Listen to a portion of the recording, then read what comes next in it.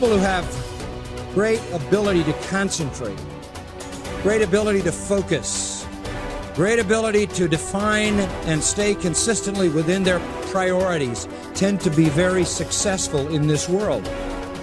And self-discipline is an essential component in that. Whether you're talking about some kind of academic achievement, some kind of musical achievement or athletic achievement or whatever it is, some achievement in the realm of business or the arts or science, generally comes to people who are very focused and who understand how to order their priorities. In a word, they are disciplined people. I've always been disciplined myself because I've always lived a disciplined life. I lived in a disciplined household, like there was no such thing as I don't want to. So even now if I wake up and I don't want to do something, I don't need someone to tell me to do it, so I'll do it anyway.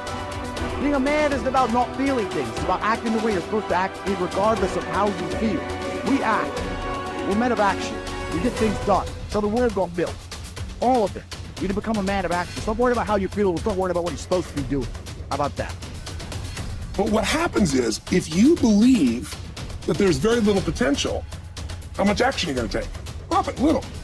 But they take little action, little results. Why? Because they have to start with a problem with their belief. They don't believe it's really going to happen for me. Maybe for Frank Kearns because he got the cool hair and stuff, or maybe it's for you because you're so driven, but it's not me. Maybe Tony Robbins because he's a freak, got these big teeth. Whatever their thought process is, right? They got this thing, right? And when you take a little potential with a little action, what kind of results do you get? Lousy little results. And when you get little results, what does that do to your belief? You go, see, I told you this was a waste of time. And then what happens? You tap even less potential. You take even less action. You get even worse results, and your belief gets even weaker. And this sucker feeds on itself until you are in a downward spiral. It's poisonous. It's poisonous and it's self-fulfilling. Now, what if something could happen that could come along and fill you with a sense of absolute certainty? Not like I believe, but where you know. In you guys' case, mine as well, we knew because we had to. Because we burned the boats. There was no other option. We had to find a way. We weren't going to live that way. We all did it in different ways and for different reasons, but in essence, that was it. If you get yourself in a state of certainty that this is going to work, I'm going to find a way, and if this doesn't work, I will make the way, then you tap a lot more potential. And when you're certain in your potential, you take massive action. When you take massive action, you really believe in something, you get great results. When you get great results, your brain goes, see, I told you I was a stud. I told you this thing would work out. Now you're even stronger. You tap more potential, take greater action, greater results. That's how you went from $300 in a week to $2,500 in 5 days to $100,000 in a month to $1 million in a day. Same thing with you.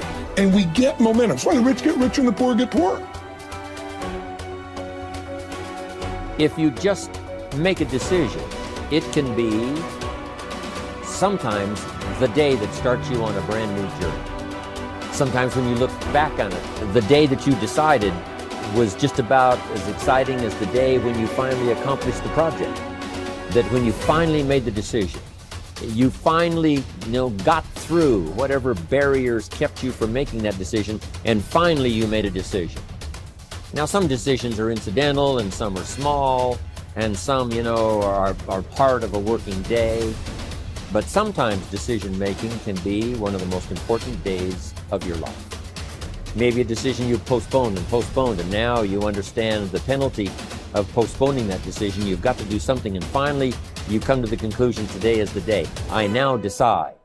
And whether you decide on a new direction, whether you decide on a refinement in philosophy, whether you decide to act when before you haven't acted, you decide on a series of things that you're going to do, you decide.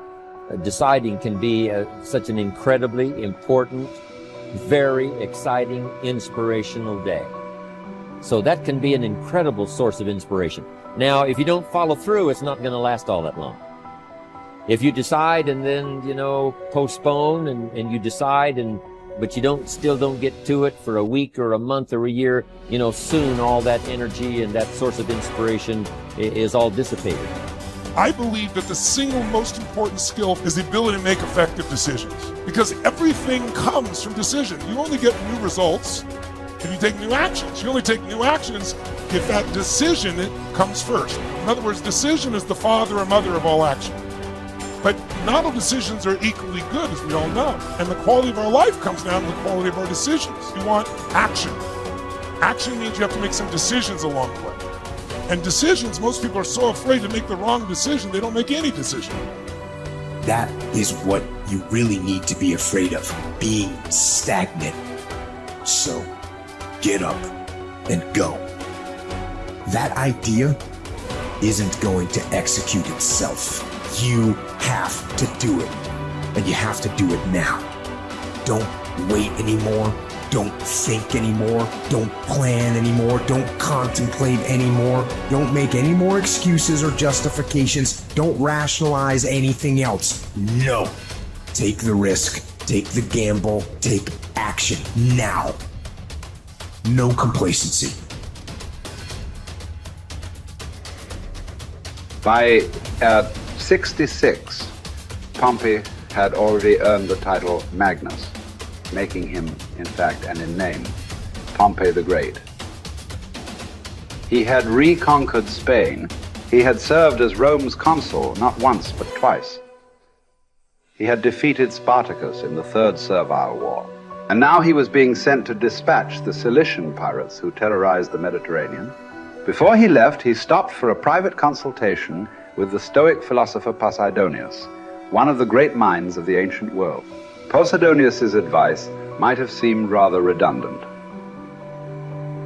Be the best and always superior to others, he had told the ambitious general, quoting a line from the Odyssey.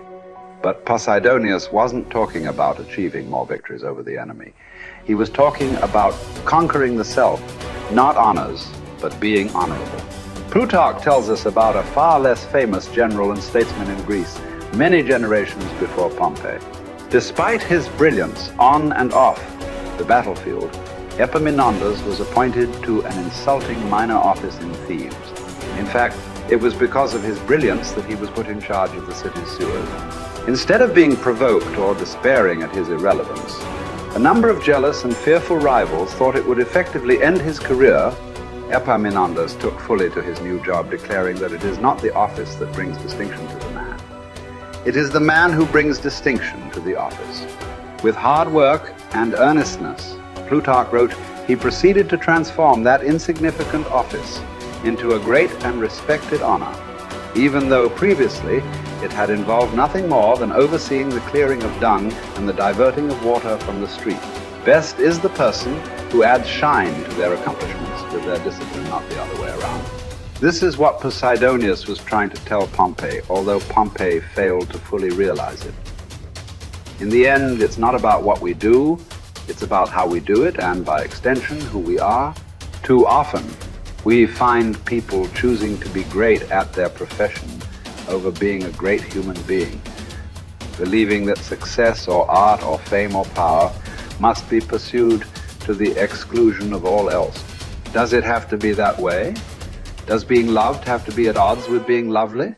Or can temperance, as Cicero claimed, be the fine polish on top of a great life? Queen Elizabeth inherited the monarchy. Marcus Aurelius was selected for the purple as a boy. But it wasn't the throne that made either of them kingly. It was their behavior. They were what the ancients called first citizens, for their character as much as their rank. As Marcus said, his aim was never to be the most powerful king, never to conquer the most territory, or build the most beautiful buildings.